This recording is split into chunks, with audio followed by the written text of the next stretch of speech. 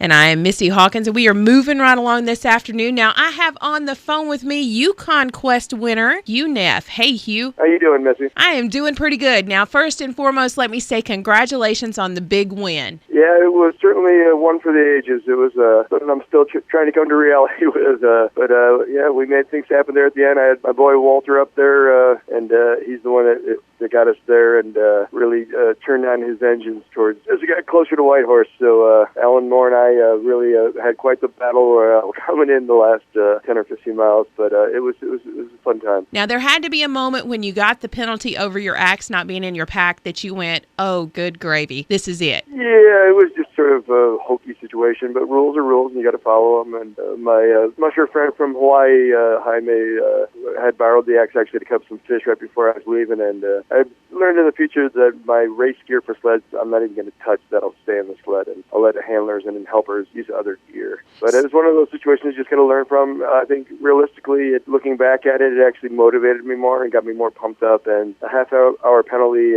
assessed, knowing that it was going to be given to me way ahead of time, I think I could deal with it a lot easier. Right. And it is a rule, so yeah. You gotta abide by those rules. Well, I think with you overcoming that and coming back at the end, and that being, it had to have been the closest finish in the history of the Yukon Quest, correct? Yeah, it's like after I had won the race, I actually ran back out on the trail to see where Alan and I were about a mile out of Whitehorse, and my dogs veered off the trail because there's overflow water and went up a bank.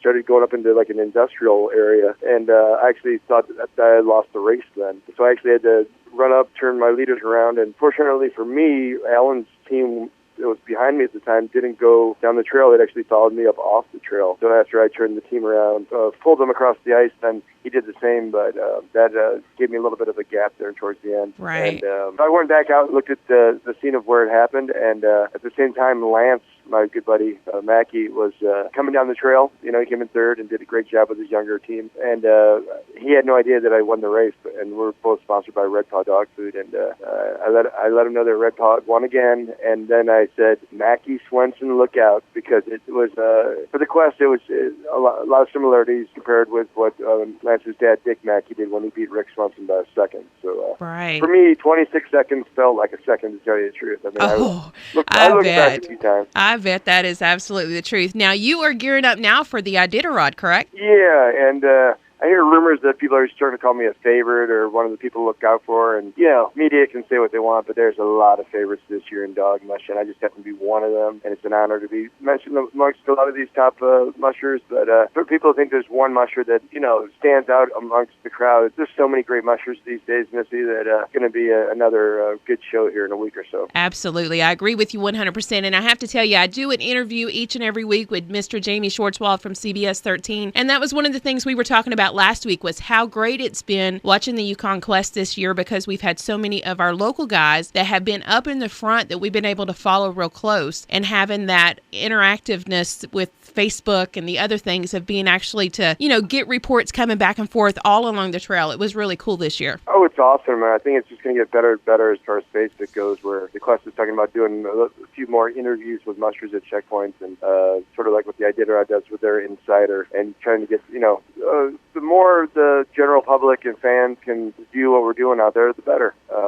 I actually had a helmet cam as I left Brayburn for the first hour or so, and the more you guys can check out what we're up to out there and see the magical world that we're so lucky to play in, the better for the sport. And funny out there, because when you're out in the middle of nowhere at 3 a.m, kicking away, half awake, haven't slept in days, you're doing it because you're being watched by thousands of people on the internet at the same time. So and you're motivated to do your best for your fans and for the people who support the race. Absolutely. Now, I have to tell you, you said magical, and for me, that has to be it's kind of the mystery behind the Yukon Quest, because I'll never be able to run the Yukon Quest. I know that, but being able to see those bits and pieces and some of the pictures that came back with the Northern Lights and the scenery, that just has to be an awe-inspiring to be actually out there and see it, And you're doing it with some of the most beautiful creatures on this earth as well. And a lot of times, people think we're suffering out there, but usually a lot of us get really emotional. We're crying sometimes, just out of joy, really. I mean, I in many respects, I feel like I'm closer to the great Almighty up above, and I feel a connection with Mother Earth and